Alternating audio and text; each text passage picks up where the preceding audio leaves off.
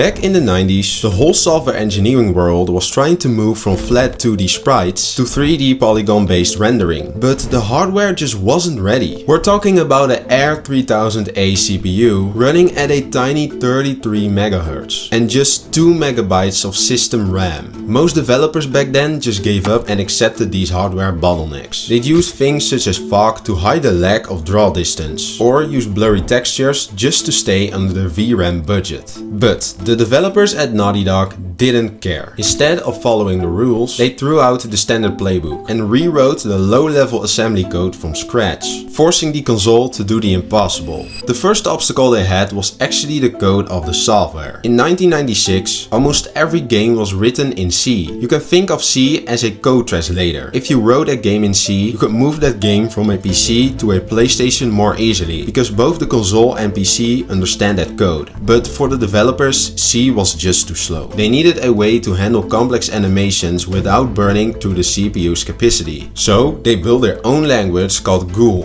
which allowed them to write the complex game data, which then translated into extremely fast code that the PlayStation could actually handle. While every other studio was wasting time using pointer logic, the Gool system was automatically cleaning up the code before it even reached the console. This allowed the developers to spend that save power on what actually mattered, which were the visuals. But without a Z buffer, the PS1 was blind to depth, leading to glitchy warping textures. To fix this, the developers used a silicon graphics workstation. While most of the world was still using basic home PCs that struggled to display a few colors, SGI machines were built with professional grade parts that were decades ahead of their time. While a normal computer might take hours to think about a 3D scene, these 100,000 machines were able to do the same work within seconds. The SGI supercomputers pre-rendered the 3D world, organizing every rock and tree into the massive digital map called a BSP Tree, which then simply gets sent to the PS1. So because the map was already done, the console had enough room to focus on the graphics instead, hitting 1200 polygons per frame. Just so you know, that's triple the detail of Tomb Raider. But then the developers faced their next problem, the loading screens. The PS1 CD-ROM drive was painfully slow, only 300 KB per second. So they built a custom I/O scheduler to take direct control of the disk. Fitting a whole 3D world on just 2 MB was impossible. So by using a FIFO first in first out buffer, the game constantly swapped textures in and out of the RAM in real time. This actually worked really well. But most PS1 games were slowed down by the CPU, containing only 4 KB. The RAM was over 500 times larger, so the CPU had to go back and forth thousands of times to gather data. This was a massive bottleneck. Every single time the CPU finishes one task, it has to run all the way to the RAM, read the next page and run back.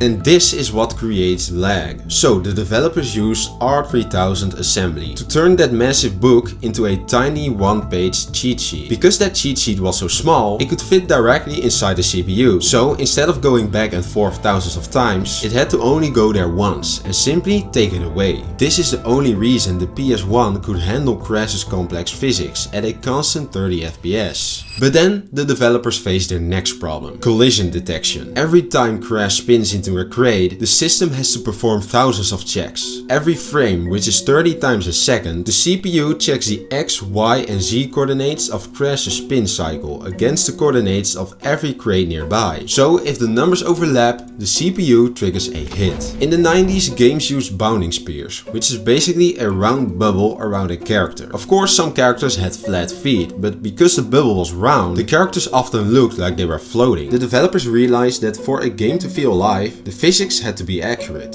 So they actually asked the researchers at MIT for help, but were told that the math was so heavy it would require another supercomputer to make that possible. So instead, they built a new system that organized the world into a 3 data structure, allowing the CPU to ignore 99% of the level and only focus on Crash and the space around him. This allowed them to create the smooth physics they wanted. But still, the PS1 only had 1 MB of VRAM. That's it. Now in that tiny space, they had to fit the jungle, the enemies, and Crash himself. Because Crash has so many expressions, his character was too heavy for the CPU. So instead, they used a texture compression tool to vacuum seal his textures. They packed them into tiny 4-bit memory blocks, making them much smaller without losing the look. This data density management is the only reason Crash had individual fingers and moving eyebrows, while other characters still had big blocky hands. On top of that, they also used a double buffering pipeline, where the CPU preloads the next part of that level into a hidden corner of the memory before you even get there. Now, in the 90s, most characters were skeletal, stiff limbs that move like robots. The developers wanted smooth animation like movement, but the PS1 simply lacked the floating point performance to calculate that kind of complex movement. So they threw out the skeleton entirely and invented vertex animation. Instead of a bone structure, they saved the exact 3D position of every single point on Crash's skin for every single frame of his life. This created a massive binary payload, which is basically one big mountain of data. Of course, this was way too much data for the CPU to handle and would take a lot of time, but with the help of the R3000 Assembly, it was able to process all of that data instantly. So now the developers were finally satisfied with how Crash looked. But then they had their next obstacle, which was the environment. To keep the jungle from looking like a repetitive mess, they used procedural variation. They couldn't fit 100 different trees in the RAM, so they took one tree,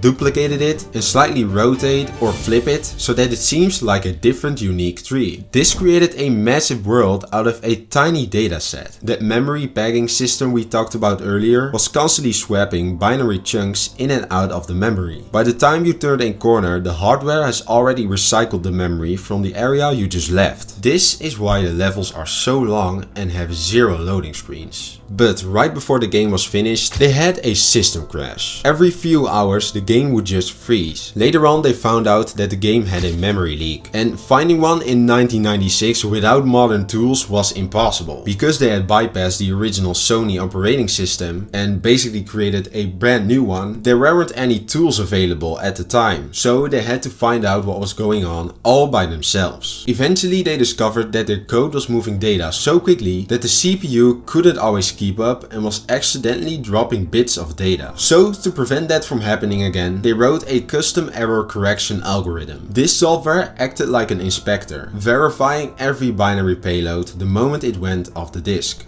So by this point the game was almost done, but the developers wanted to improve one more thing, the menu. The developers wanted a full 3D high detail Crash on the screen, but the VRAM budget was already at 0. There was simply no room left. To solve this they used a memory overlay. The moment you hit the menu, a piece of code called the IO scheduler performs a total memory flush, instantly wiping the jungle from the system's brain. In its place it loads a specialized menu just built for that one screen. Now this was it for today's video. If you're interested in another technical analysis, then I'm sure that you'll like this one too. Now thanks for watching and see you next time.